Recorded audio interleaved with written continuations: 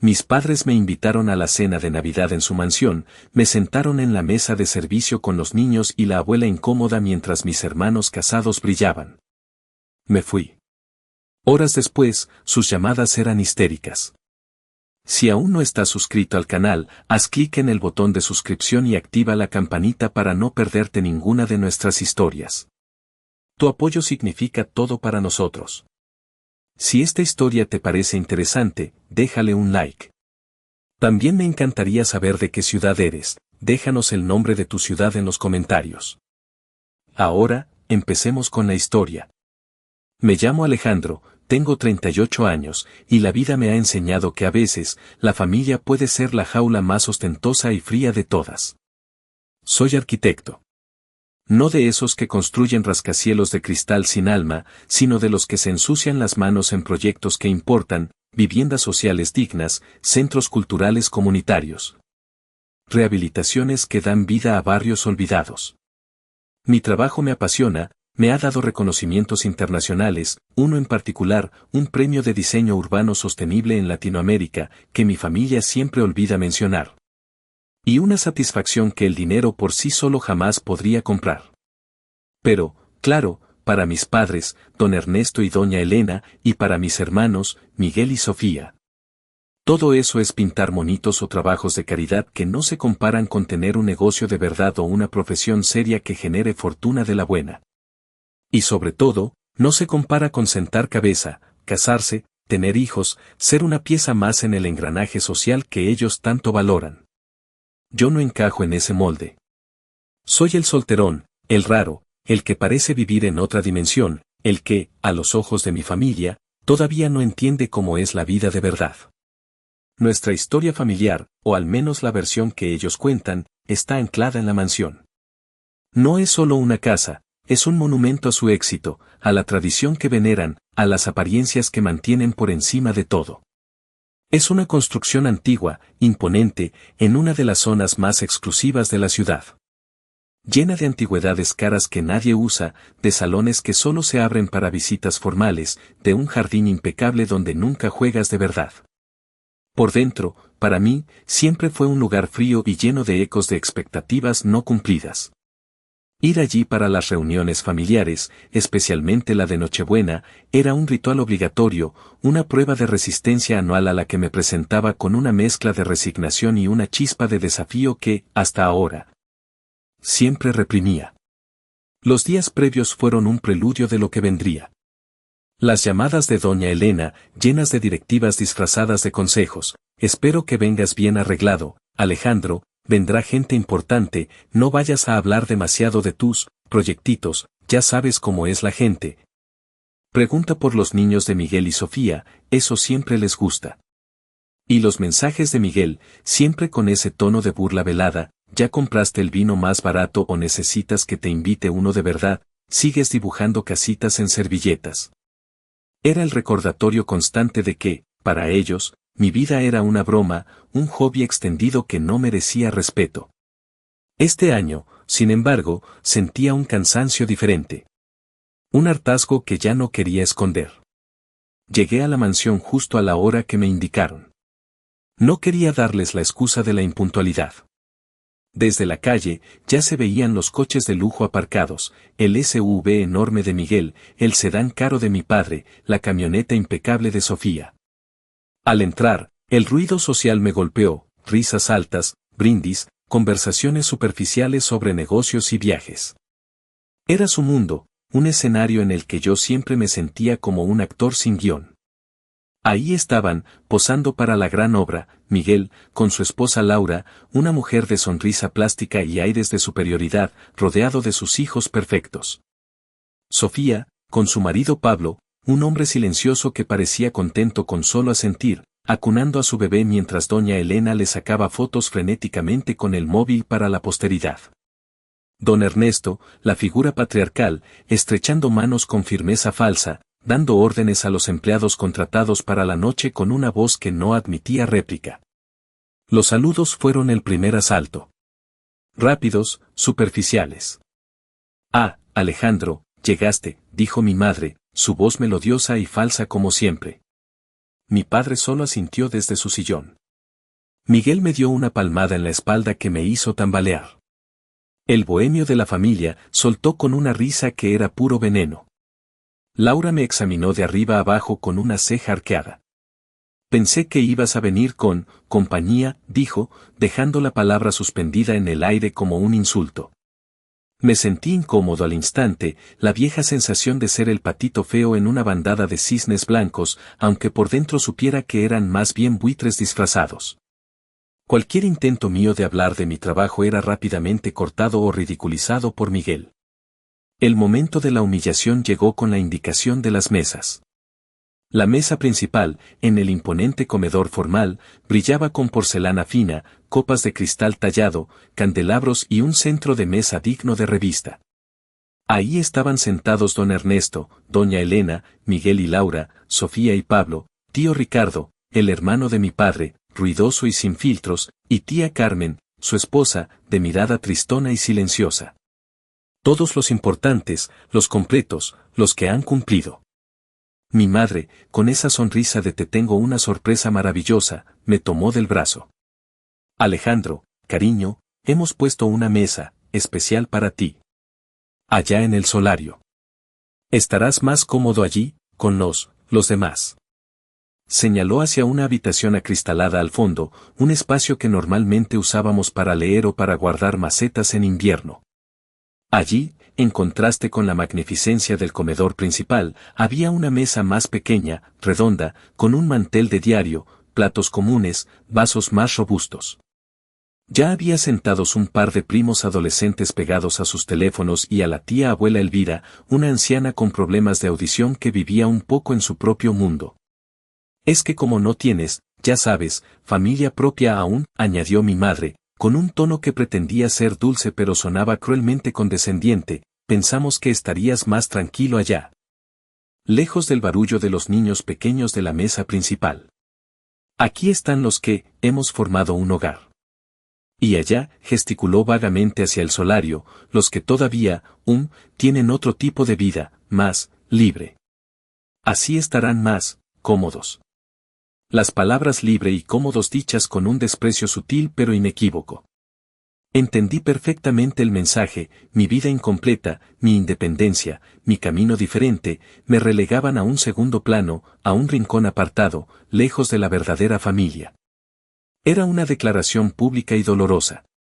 La rabia, contenida por años, empezó a arder en mi estómago. Caminé hacia el solario. Cada paso se sentía pesado, pero mi espalda estaba recta. No les iba a dar el gusto de verme encorvado por la humillación. Me senté en una de las sillas de jardín, un poco más bajas e incómodas que las del comedor principal. Los primos adolescentes, Andrés y Paula, levantaron la vista un segundo de sus teléfonos, me dedicaron una mirada rápida de incomodidad y volvieron a sus pantallas. La tía abuela Elvira me sonrió con la boca desdentada, sin saber bien quién era, murmurando algo ininteligible. El ambiente en el solario era notoriamente más frío que en el resto de la casa, el aire viciado, con olor a tierra de maceta y abandono. Estaba separado del comedor principal por una pared y una puerta de cristal, lo suficiente para sentirse aislado pero no para dejar de oír. La cena llegó, y la diferencia fue evidente. Mientras en el comedor principal desfilaban bandejas de lomo Wellington y langosta, a nuestra mesa trajeron una ensalada de patata industrial. Un pollo asado que parecía sacado de una película de terror y unas papas fritas aguadas. Bebidas, refrescos genéricos y agua.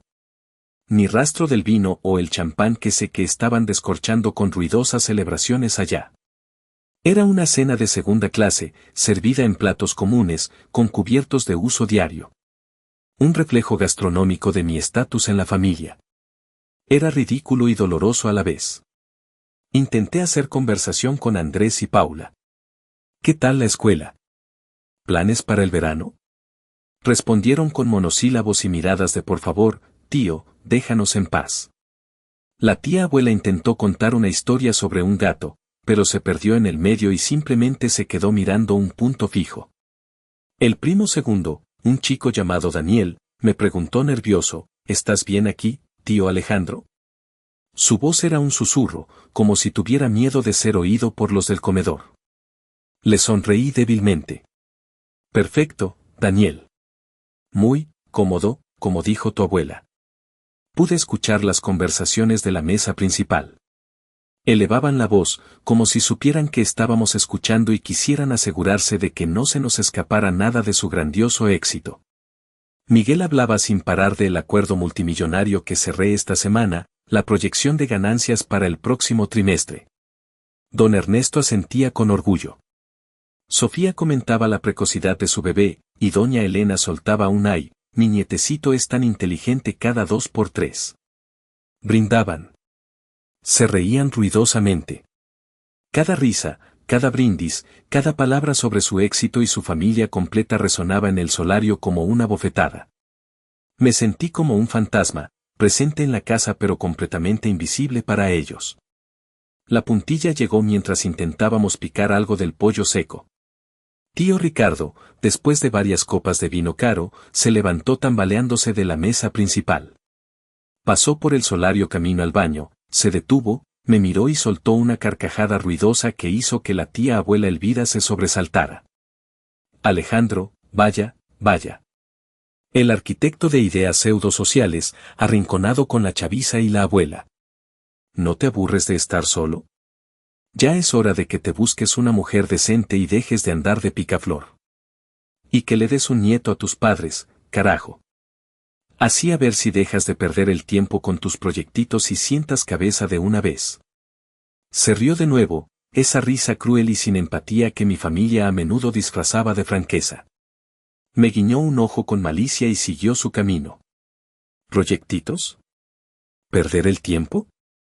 He pasado noches en vela trabajando en diseños que transforman vidas, he ganado premios que ellos ni siquiera buscaron en Google, he construido una carrera de la que estoy genuinamente orgulloso.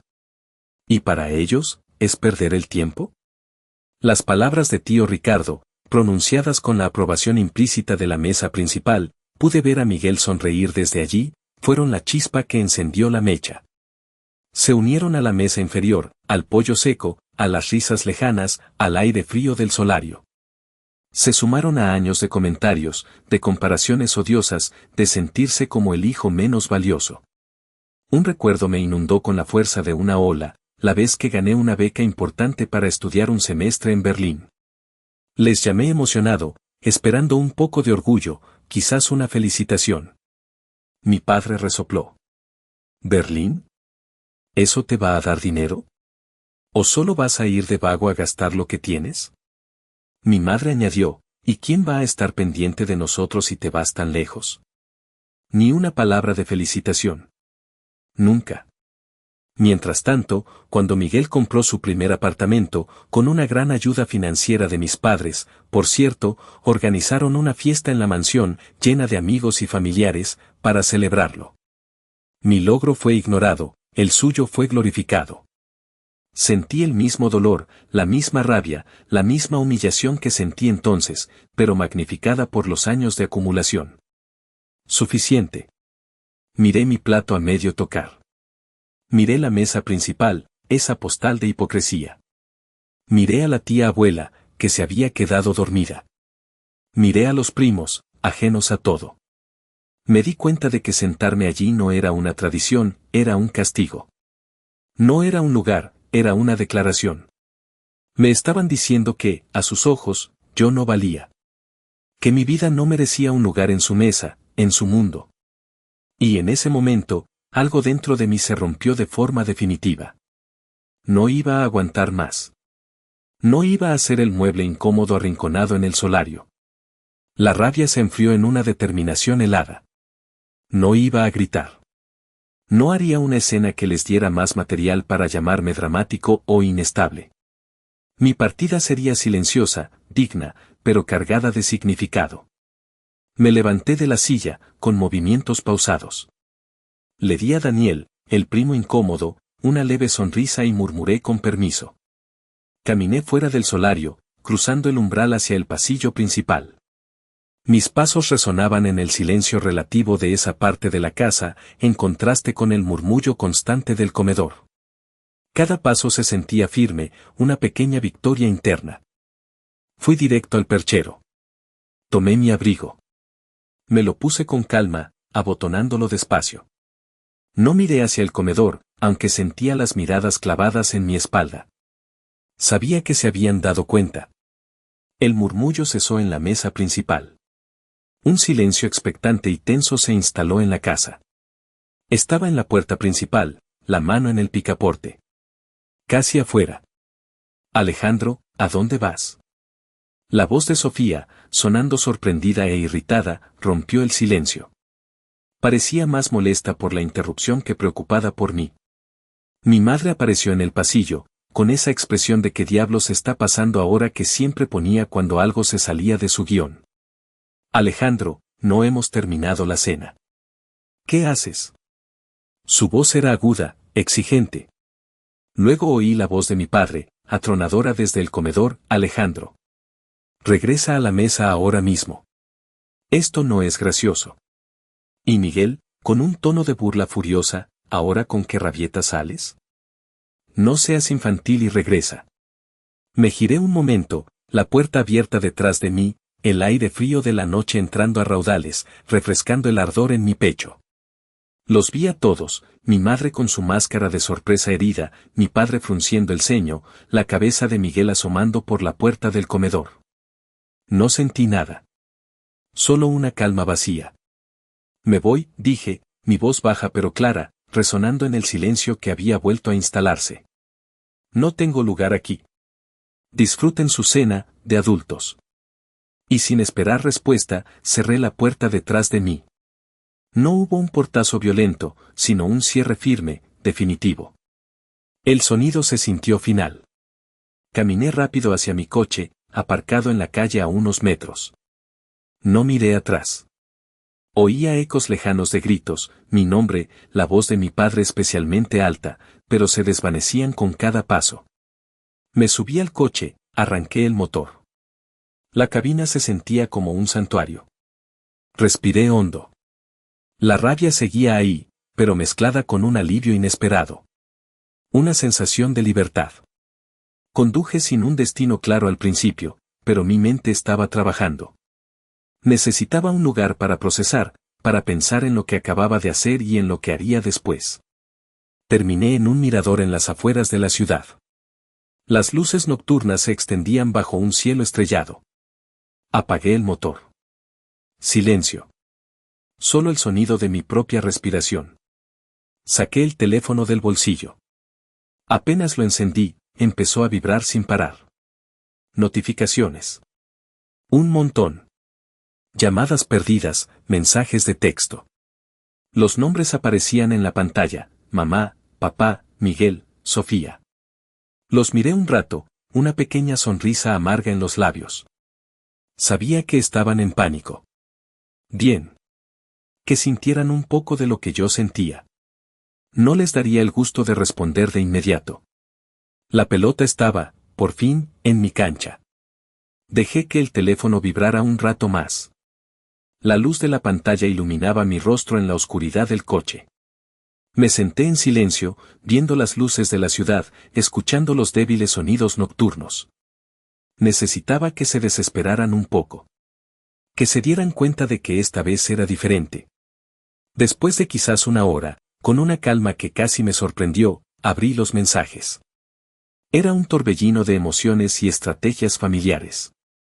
Miguel fue el primero, su furia digital era casi palpable. Alejandro, ¿en qué demonios estás pensando? Regresa ahora mismo. Esto es ridículo. Luego vino Sofía, con un intento de preocupación que sonaba más a ansiedad por la interrupción del orden. Alejandro, por favor, contesta. Mamá está histérica. Papá está furioso. Todos estamos muy preocupados. ¿Dónde estás? No había una pizca de por qué te fuiste, solo dónde estás y regresa. Don Ernesto, como era de esperar, optó por la autoridad y la minimización. Alejandro, deja este berrinche infantil. Esto es una falta de respeto. Regresa a casa inmediatamente. Hablaremos de esto cuando te hayas calmado. Pero el mensaje que esperaba, el más jugoso, el que sabía que llegaría, era el de mi madre, doña Elena. Como siempre, era una obra maestra de la manipulación envuelta en victimismo. Era largo, lleno de puntos suspensivos y lamentos. Alejandro, no entiendo por qué haces esto. ¿Por qué te fuiste así? Estás destrozando la Nochebuena. Has puesto a tu padre furioso, a tus hermanos preocupados. ¿Cómo puedes ser tan egoísta? Todo lo que hacemos es por ti, ¿y así nos pagas? No hagas que todo sea sobre ti. Esto no es quien eres tú. Por favor, regresa a casa. La Navidad está arruinada sin ti. Leí esas palabras una y otra vez. Egoísta. Arruinando la Nochebuena. No hagas que todo sea sobre ti. La negación total. La inversión de la culpa. Ellos me humillan, me hacen sentir invisible, menosprecian mi vida, ¿y yo soy el egoísta por no quedarme a aguantarlo con una sonrisa? La rabia volvió a subir, pero esta vez con una claridad implacable. No, doña Elena. Esto es sobre mí. Sobre cómo me han tratado toda la vida. Y no voy a permitir que me haga sentir culpable por reaccionar a su toxicidad. Y entonces, la idea. En lugar de bloquearla inmediatamente, como fue mi primer impulso, me di cuenta del potencial de su mensaje. Era la prueba perfecta de su manipulación, de cómo operaban. Decidí usarlo. Copié el texto completo de su mensaje. Abrí el chat familiar grupal, donde sabía que estaban hablando de mí como si no estuviera presente, probablemente pintándome como un lunático ingrato. Pegué el mensaje de mi madre en el chat grupal. Y luego, con una frialdad que me sorprendió a mí mismo, escribí un comentario justo debajo. No era un grito, no era un desahogo emocional. Era una observación tranquila, casi clínica. Aquí tienen, un ejemplo de cómo se manejan las cosas. Según mamá, irme para no seguir soportando desprecio es egoísta y arruina la Nochebuena. Interesante. Parece que el problema nunca es el trato que dan, sino mi reacción a él. Una perspectiva reveladora. Añadí un emoji inexpresivo, solo para rematar. El chat explotó. Inmediatamente. Mensajes tras mensajes llegaban, esta vez con una furia ligeramente diferente. No solo estaban furiosos porque me fui, sino porque había expuesto públicamente, ante ellos, los miembros del chat, la manipulación de mi madre. Miguel, Alejandro, ¿qué demonios? No te atrevas a publicar mensajes privados de mamá. Borra eso. Doña Elena, probablemente desde el teléfono de Sofía, ya que había bloqueado el suyo temporalmente para mensajes directos. Alejandro, por favor, borra eso. ¡Qué vergüenza! ¿Cómo puedes hacerme esto? Don Ernesto, esto es inaceptable. Estás cruzando todos los límites. Esto es un ataque directo a tu madre. La negación era feroz, la defensa de la táctica familiar, instintiva. No les importaba lo que decía el mensaje, les importaba que lo hubiera mostrado. Pero ya era tarde. El mensaje estaba ahí. Lo habían leído. Los primos adolescentes, si estaban en el chat, tía Carmen, si estaba, quizás incluso Daniel. Habían visto la prueba de cómo doña Elena opera y de cómo yo reaccionaba. El silencio de algunos de ellos, aunque no escribieran nada, era tan elocuente como los gritos de los demás. La semilla de la duda estaba sembrada, o al menos, la fachada había recibido una grieta. Había usado su propia arma, la manipulación, contra ellos, al exponerla. Era un movimiento arriesgado, pero se sintió increíblemente liberador y, sí, estratégico. Habiendo lanzado esa primera bomba en el chat, me recosté en el asiento del coche. El teléfono seguía vibrando con notificaciones de su furia. Pero ya no me afectaba de la misma manera. Había cambiado la narrativa, o al menos la había desviado hacia la luz de su propia manipulación. Pero sabía que necesitaba hacer algo más. Algo que fuera un símbolo, algo que trascendiera las palabras furiosas del chat y tocara un punto sensible para ellos, su obsesión con la imagen perfecta de familia. Pensé en la mansión, en la cena perfecta, en la mesa principal que brillaba. Y en mi rincón oscuro en el solario. Necesitaba una imagen que representara años de sentirme excluido, minimizado, como un accesorio incómodo en su cuadro familiar ideal. Abrí la galería de fotos en mi teléfono. Deslicé hacia atrás en el tiempo. Pasé por fotos de viajes, de mis proyectos, de momentos con amigos. Y entonces la encontré.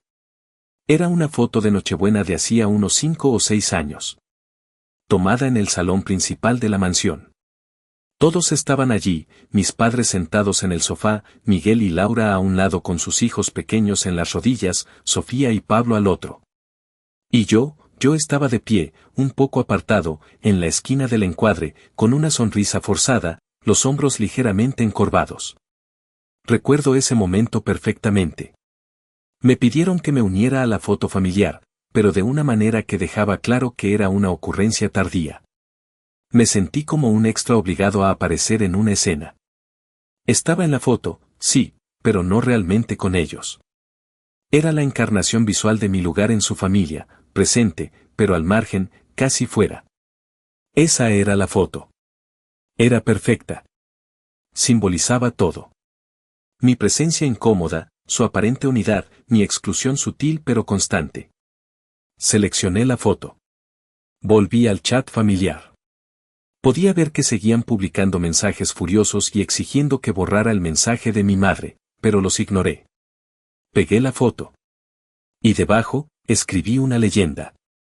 No era un lamento. Era una declaración cortante, teñida de ironía. Una bella estampa de la familia perfecta, ¿verdad? Siempre hay alguien al que recordarle que no está realmente dentro, que su lugar está en un borde o apartado. Anoche en el solario, hoy en esta foto vieja. Algunas cosas nunca cambian. Envié la foto y la leyenda. Sabía que esto los golpearía más fuerte que el mensaje de mi madre. Atacaba su punto más vulnerable, la fachada. La indignación se disparó a un nuevo nivel. Los mensajes se volvieron más frenéticos, más desesperados, más llenos de rabia personal. Miguel, ¿cómo te atreves? Borra esa foto ahora mismo, estás loco. Don Ernesto, esto es una calumnia. Estás intentando destruir a tu familia con mentiras. Eres una vergüenza. Doña Elena, probablemente llorando, a través del teléfono de Sofía o Pablo, mi propio hijo, haciendo esto. ¿Qué has hecho, Alejandro? Esto es cruel. Estás arruinando nuestra reputación. Sentían que estaba desnudándolos, mostrando al mundo, o al menos a los miembros del chat, que su imagen de familia perfecta era una mentira. Era un ataque directo a su identidad social, a lo que más valoraban. Y la intensidad de su reacción me confirmó que había dado en el clavo. No era solo mi partida, era mi negativa a seguirles el juego, a aceptar mi lugar marginal en silencio, y mi decisión de exponer la falsedad de su cuadro familiar. Con una sensación de triunfo agridulce, apagué el teléfono por completo esta vez. No lo puse en silencio, lo apagué. Necesitaba una verdadera desconexión. Había lanzado mis 2 bombas, exponer la manipulación de mi madre y atacar su fachada de perfección con la foto. Había logrado escalar el conflicto de una rabieta infantil, como ellos querían pintarla, a una confrontación pública, dentro del chat, sobre la verdad y las apariencias. Sabía que las consecuencias serían significativas. Pero por primera vez en mucho tiempo, sentí que tenía el control de mi propia narrativa. El silencio que siguió fue profundo, una calma tensa antes de la inminente tormenta, pero por primera vez, esa calma se sentía como mía. Me desperté en el hotel a la mañana siguiente. La luz del sol entraba por la ventana, pero la atmósfera se sentía densa, cargada con el peso de la noche anterior. Estiré la mano hacia el teléfono, que yacía apagado en la mesita de noche. Respiré hondo. Sabía lo que me esperaba. Lo encendí. La pantalla cobró vida y se inundó de notificaciones. Un torrente incesante. Decenas de llamadas perdidas de múltiples números, mis padres, mis hermanos, incluso algunos que no reconocí de inmediato. Cientos de mensajes, de WhatsApp, de texto. Era una avalancha digital. Empecé a revisar. Los mensajes se podían clasificar en varias categorías. Estaban los de mis padres y Miguel, que habían pasado de la furia inicial a una desesperación furiosa. Las amenazas veladas se mezclaban con exigencias de disculpas. Te estás cavando tu propia tumba, Alejandro. Más te vale que recapacites antes de que sea tarde. Nunca pensamos que serías capaz de tanto veneno. Doña Elena, incapaz de enviarme mensajes directos, le enviaba audios a Sofía, que aparentemente reenviaba algunos, llenos de llantos y lamentos. Tu hermano me ha roto el corazón, Sofía, no puedo creer lo que ha hecho. ¿Cómo pudo publicar esa foto? ¿Sabe cuánto me importa la imagen de nuestra familia? Luego estaban los mensajes de familiares lejanos. El chisme, como la pólvora, ya se había extendido. Primos segundos, tíos que rara vez veía. Algunos, con genuina preocupación, Alejandro, ¿estás bien? Nos enteramos de que te fuiste anoche, ¿pasó algo? Otros, con puro morbo, oye, ¿es verdad lo de la foto en el chat? ¡Qué escándalo! Intentar explicar la complejidad de años de desprecio en un mensaje de texto a alguien que solo conoce la versión oficial de la familia perfecta era imposible. Ignoré la mayoría. Y en medio de todo eso, encontré mensajes que se sentían diferentes. Dos conversaciones privadas que destacaban. La primera era de Javier, mi hermano menor, o primo muy cercano. La historia funciona mejor si es alguien con quien tengo una relación más directa y menos tóxica que con Miguel. Su primer mensaje, enviado anoche, era corto y lleno de una aparente preocupación superficial. Alejandro, ¿dónde te metiste? ¿Estás bien? Pero esta mañana había otro. Un poco más largo, sonaba cauteloso. Alejandro, vi tu mensaje en el chat y la foto. Las cosas aquí están muy tensas. Papá y Miguel están que se mueren. Mamá no para de llorar. No sé qué pasó anoche, pero, ¿podemos hablar? Esto se está saliendo de control. No había reproche directo, pero el enfoque estaba claramente en la crisis familiar causada por mis acciones, no en la razón de mis acciones. La segunda conversación era con Sofía. Su mensaje era largo, lleno de apelaciones emocionales y a la unidad familiar. Alejandro, por favor. Estoy tan angustiada. No puedo dormir. Esto nos está destrozando a todos. Mamá no para de llorar, se siente atacada. Papá está furioso. Miguel, ya sabes cómo es Miguel. Esta no es la forma de arreglar las cosas. Somos hermanos. Tenemos que apoyarnos. No puedes simplemente irte y decir esas cosas. Nos duele mucho. Te queremos, pero no entendemos por qué estás haciendo esto. Por favor, regresa a casa. Hablemos. Necesitamos estar juntos, especialmente en Navidad. Leí el mensaje de Sofía varias veces. La vieja dinámica. Ella siempre posicionándose como la que sufría con los padres, la mediadora que en realidad solo quería que todos volviéramos al redil para que la paz, superficial, se restableciera. ¿Era sincera? ¿Realmente sufría? Probablemente, a su manera. Pero su sufrimiento no invalidaba el mío. Su mensaje, aunque carecía de la furia de Miguel o la manipulación descarada de mi madre, seguía siendo un intento de culparme por la destrucción familiar sin reconocer la podredumbre que ellos mismos habían creado. Decidí responder primero a Sofía, con firmeza pero intentando establecer mi posición con claridad, aunque sabía que era difícil que lo entendiera. No la ataqué, pero tampoco cedí. Sofía, aprecio que me escribas. Sé que estás angustiada. Yo también lo estoy, y he estado angustiado por años. Irse anoche no fue una rabieta, fue una reacción a años de sentirme invisible, de que minimicen mi vida, de que me traten como si no fuera digno. Arreglar esto, no significa que yo regrese y finja que nada pasó. Significa que ustedes tienen que reconocer lo que hacen y cómo me ha afectado. Necesito un cambio real, no solo que la paz familiar se restablezca a costa de mi dignidad. No voy a volver para que me sigan tratando igual. Envié el mensaje. Sabía que probablemente no cambiaría su perspectiva, pero necesitaba decirlo. Necesitaba dejar claro que la responsabilidad del daño no era solo mía. Después de responder a Sofía, Me concentré en el mensaje de Javier. Su tono cauteloso me intrigaba. Él siempre había sido un poco diferente a Miguel, menos abiertamente competitivo, quizás con una chispa de la sensibilidad que mi familia parecía detestar en mí. Aunque tampoco era un aliado activo, nunca se unió a las burlas con el mismo entusiasmo que Miguel. Le respondía Javier, pero con una pizca de escepticismo. ¿Mal para quién, Javier? ¿Mal porque yo estoy sufriendo, o mal porque la imagen de familia perfecta de papá y Miguel se está desmoronando? ¿Estoy bien? O al menos, mejor que anoche. Necesito saber de qué quieres hablar. Si es solo para que regrese y me disculpe por arruinar la Navidad, ahórratelo. Quería forzarlo a ser honesto sobre sus motivos. ¿Estaba realmente preocupado por mí, o solo era otro mensajero, enviado por don Ernesto o Miguel para intentar que volviera al redil? La respuesta de Javier llegó relativamente rápido. Sonaba un poco nervioso, como si estuviera sopesando sus palabras cuidadosamente. No, no es para que te disculpes, aunque créeme, papá y Miguel no paran de exigirlo. Esto es más grande, Alejandro. Mucho más grande de lo que crees. No se trata solo de la mesa o de tus sentimientos, aunque eso también es horrible. Se trata de cosas. Cosas familiares. Cosas que papá y Miguel han estado manejando.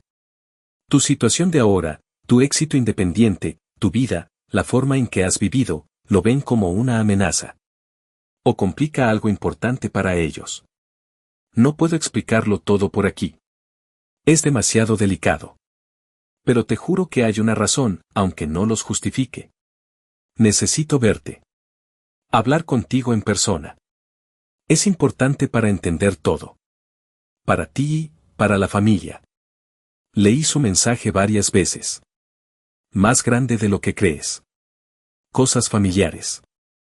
Tu éxito, lo ven como una amenaza, o complica algo. La semilla de la duda, que él mismo había plantado en su mensaje anterior, empezaba a germinar. ¿Qué secretos guardaban mis padres y Miguel que mi simple existencia independiente pudiera amenazar?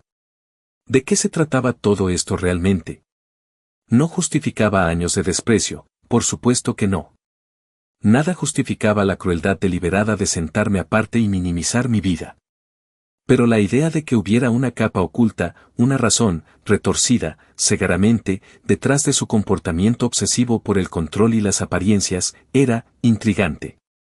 Añadía una dimensión siniestra a su perfección. Me di cuenta de que Javier, a pesar de sus vínculos con el resto de la familia y su aparente nerviosismo, podría ser mi única oportunidad de entender realmente la podredumbre que se escondía bajo la superficie. Si había un secreto familiar, si había una razón por la que me trataban como un paria digno de ser relegado, necesitaba saberlo. Pero lo haría en mis propios términos. Le respondí a Javier, ok, Javier. Estoy en un hotel, no en casa de papá y mamá. No pienso ir allí. Pero sí podemos hablar. En un lugar neutral. Tú eliges. Pero quiero que quede claro, si esto es solo para que regrese al redil o para justificar lo injustificable, ahórrate el viaje. Mis condiciones son claras, honestidad y respeto. Si eso no es posible, no hay nada de qué hablar. Quería que entendiera que no era una negociación de mi dignidad. Si iba a hablar con él, sería para obtener la verdad, no para que me convenciera de volver a la jaula. Javier aceptó. Acordamos encontrarnos esa misma tarde en una cafetería discreta, lejos de la zona donde vivía mi familia. Mientras esperaba la hora de nuestro encuentro, la presión de los otros mensajes continuó. Doña Elena enviaba audios a Sofía llorando, diciendo que se sentía morir. Don Ernesto me enviaba mensajes de texto fríos y amenazantes, hablando de medidas drásticas si no me sometía. Miguel enviaba insultos y burlas, diciendo que mi carrera era un chiste y que nadie me tomaría en serio después de este escándalo. Los ignoré. Mi enfoque estaba ahora en Javier. Sentía que estaba a punto de descubrir una pieza clave del rompecabezas familiar, una que podría cambiarlo todo. Llegué a la cafetería un poco antes de la hora acordada. Elegí una mesa en un rincón discreto. Estaba nervioso, pero también con una intensa curiosidad. ¿Qué me revelaría Javier? ¿Era realmente algo significativo, o solo la excusa patética para un comportamiento imperdonable? Javier llegó puntual. Entró a la cafetería mirando a todos lados, parecía incómodo, incluso un poco asustado. Vestía de forma casual, pero su postura era rígida. Se sentó frente a mí, evitó mi mirada directa al principio. Pedimos café. El silencio inicial era pesado. Gracias por venir, Alejandro, murmuró Javier, jugueteando con la cucharita. Las cosas están realmente mal en casa. Papá no para de gritar, Miguel está como loco. Mamá, ya sabes. Hizo una pausa. No sé por dónde empezar. Empieza por el principio, Javier, le dije, mi voz sonaba más firme de lo que me sentía. Tú dijiste que hay cosas que no sé. Que mi vida complica algo. Que ven mi éxito como una amenaza. ¿De qué demonios estás hablando? Javier suspiró, dejó la cucharita. Finalmente me miró a los ojos. Su expresión era una mezcla de culpa y resignación. Es complicado, Alejandro. Va más atrás de la cena de anoche. Tiene que ver con las finanzas de papá. Y de Miguel. Se inclinó un poco, bajando la voz. El negocio de papá no ha estado tan bien como el aparenta en años. Ha habido pérdidas importantes. Y el éxito de Miguel, gran parte es fachada. Inversiones arriesgadas que no salieron bien, deudas importantes que ha ocultado. Viven de apariencias, de préstamos constantes para mantener el estilo de vida y la imagen para no perder credibilidad. Mi mente daba vueltas. ¿Fachada? ¿Deudas? Siempre creí que su arrogancia venía de una genuina riqueza. ¿Y qué tiene que ver eso conmigo?, pregunté, confuso. Tiene que ver con la herencia, Alejandro, dijo Javier, su voz casi inaudible. Con el testamento. Papá siempre ha dicho que todo se dividiría por igual, o que iría principalmente al que llevara a la familia. Pero hace unos años, con los problemas financieros, papá cambió el testamento. Prácticamente todo va a Miguel. Para asegurar el futuro del negocio familiar y pagar deudas. Hay muy poco, casi nada, para ti y para Sofía. Sentí un golpe en el estómago. ¿Una herencia amañada? Pero, ¿cómo se relacionaba eso con mi vida actual? Pero, ¿por qué? Mi trabajo no tiene nada que ver con eso. Exacto, dijo Javier. Tu trabajo. Tu éxito independiente. Tu forma de vivir. Para ellos, siempre fuiste el inestable, el que no sentaba cabeza, el que no iba a tener una familia que mantener. Pensaron que, eventualmente, fracasarías o necesitarías ayuda, y entonces podrías ser controlado, quizás forzado a unirte al negocio familiar, por necesidad. Y si eso pasaba, podrías ser manejado para que nunca te enteraras del testamento, o para que no pudieras hacer nada al respecto. Javier continuó, las palabras salían con prisa ahora. Pero no fracasaste. Tuviste éxito. Un éxito real, reconocido, aunque no sea el que ellos entienden o valoran. Te hiciste completamente independiente. Eso les dio miedo. Miedo de que un día fueras tan fuerte y estuvieras tan fuera de su control que descubrieras la verdad. O que tu propia reputación impecable pusiera en evidencia la podredumbre de ellos. Te tratan con desprecio y te minimizan porque esa es su forma de controlarte, de mantenerte en tu lugar, de hacerte sentir que no eres suficiente, sin ellos o sin sentar cabeza en su molde. Y anoche fue el pánico. Verte tan seguro, tan ajeno a su mundo en tu mesa apartada, y luego verte irte con esa calma, se dieron cuenta de que te están perdiendo. Que no te controlan. Y eso los aterroriza, porque si te pierden, pueden perderlo todo, la fachada, el control de la herencia, la reputación. Me quedé en silencio, procesando. La humillación de anoche, las palabras de mi madre, la burla de Miguel, la actitud de mi padre, todo adquirió un nuevo y siniestro significado. No era solo desprecio por mi estilo de vida, era miedo. Miedo a que mi independencia y mi éxito real expusieran su fracaso oculto y su deshonestidad. Me relegaban no solo porque no encajaba, sino para asegurarse de que nunca pudiera desafiarlos, de que siempre me sintiera inferior y necesitado de su aprobación. Javier, dije, mi voz tensa. Estás diciendo que me han tratado como basura durante años, por dinero. Y por miedo a que descubriera su fraude. Javier bajó la cabeza. Sí, Alejandro. Es una locura. No lo justifica. Lo sé. Es horrible. Pero eso es lo que pasa. ¿Y Sofía lo sabe? Pregunté. Sabe que hay problemas serios, pero no estoy seguro de si sabe los detalles del testamento o la magnitud de las deudas. Sospecha que papá favorece a Miguel, pero creo que no sabe hasta qué punto. Y tiene miedo. Miedo de que todo se derrumbe. ¿Y tú? ¿Tú por qué me lo cuentas? Javier me miró de nuevo, esta vez con una honestidad dolorosa. Porque lo que pasó anoche fue demasiado.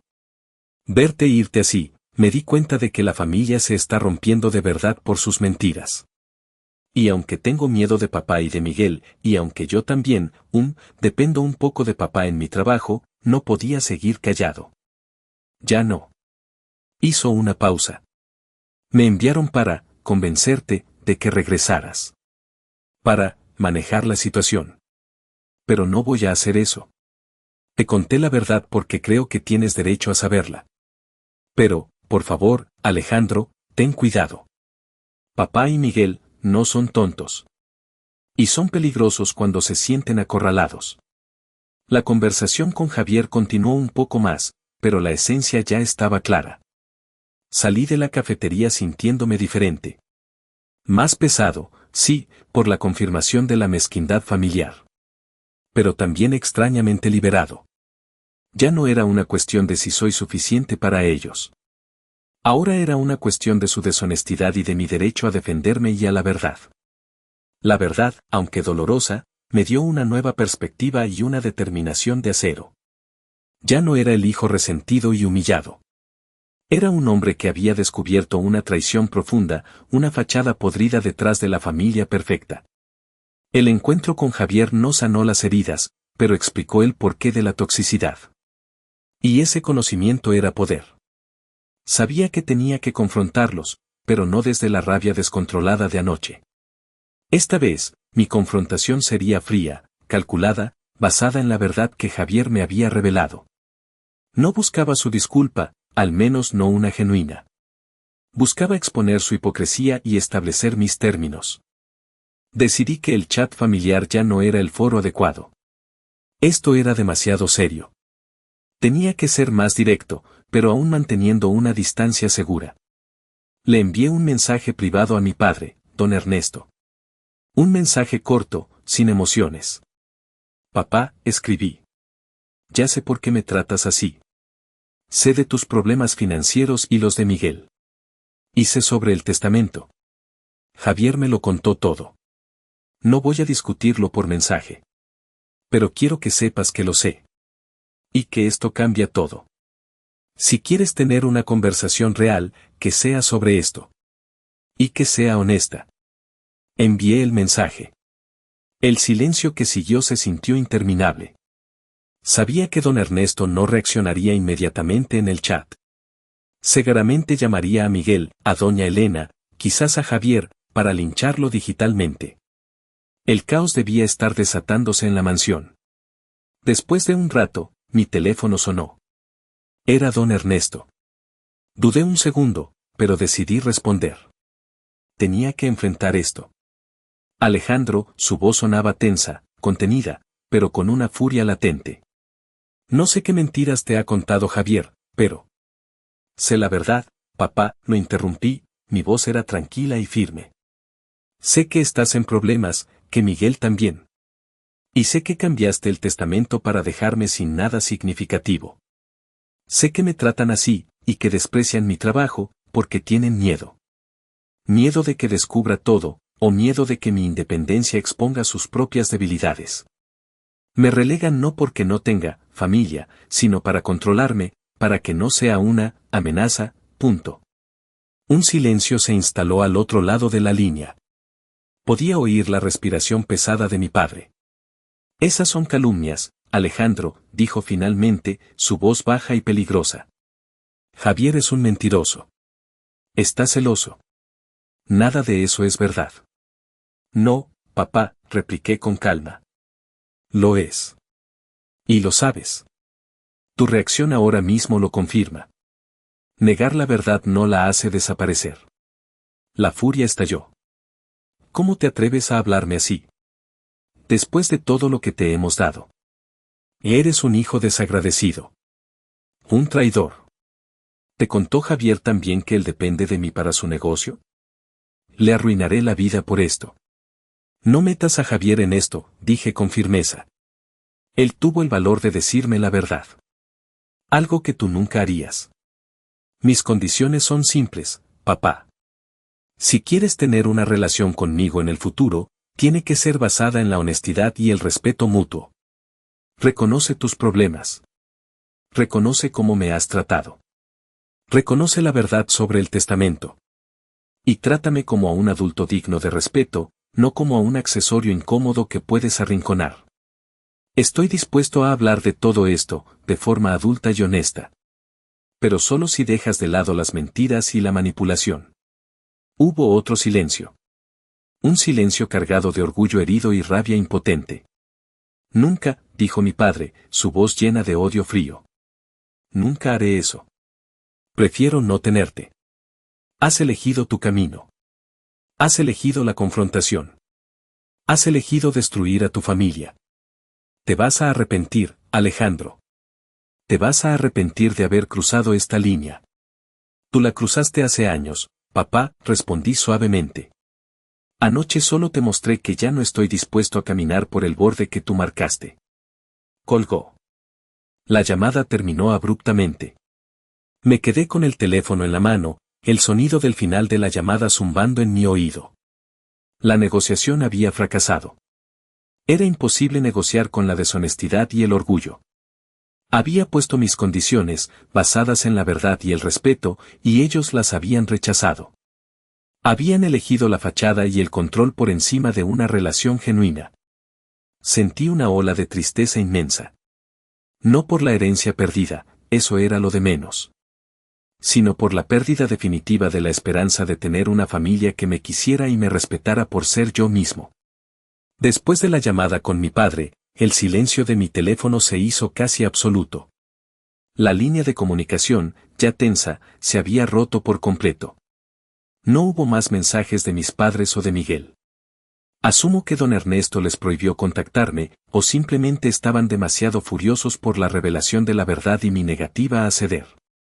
Había elegido mi dignidad, y el costo era la exclusión total.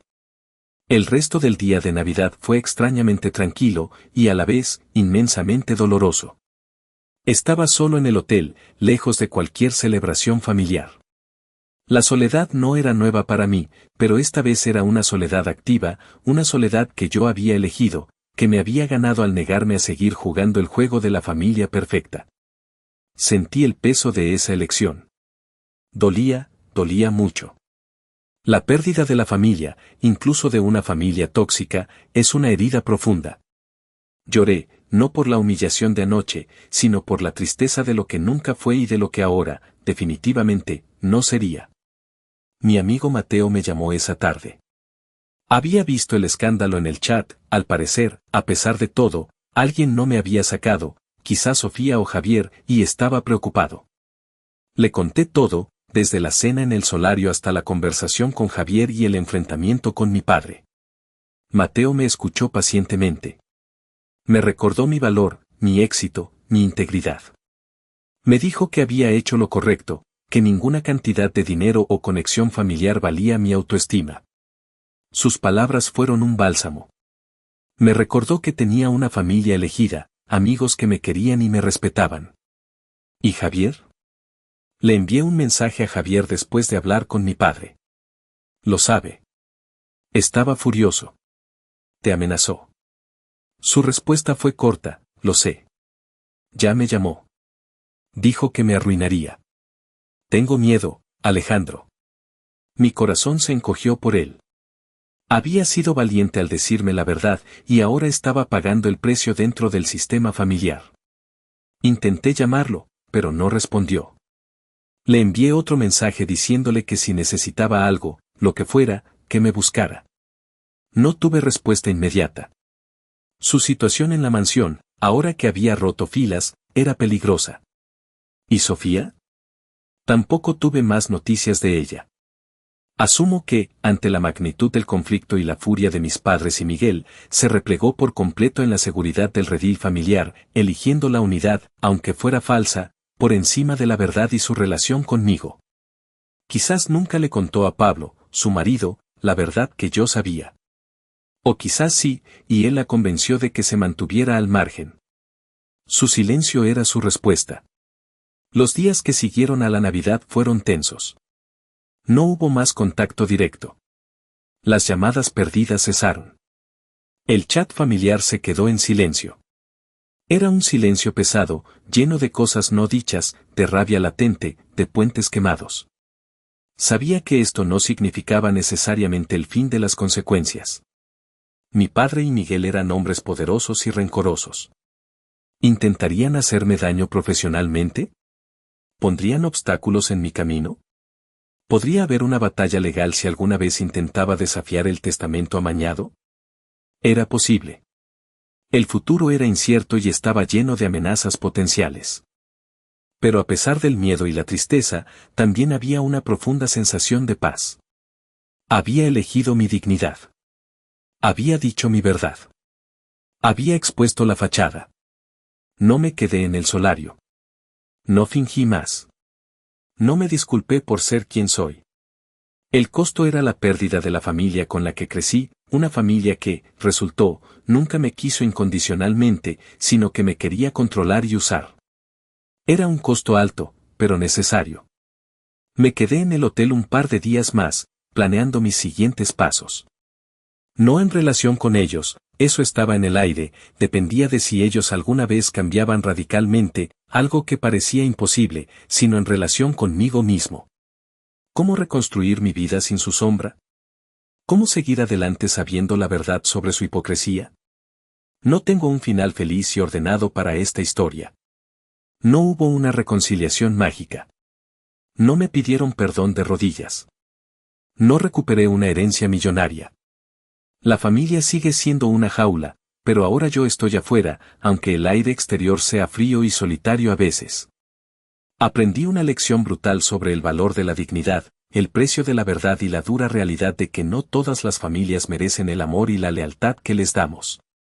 La Nochebuena de la mesa en el solario fue el punto de quiebre.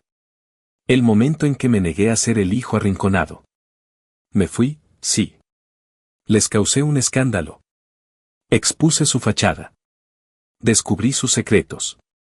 Y ahora, el futuro está abierto. No sé qué pasará después. No sé si volveré a hablar con mi familia. No sé si habrá más confrontaciones. Lo único que sé es que ya no estoy sentado en esa mesa. Y eso, por sí solo, es una victoria.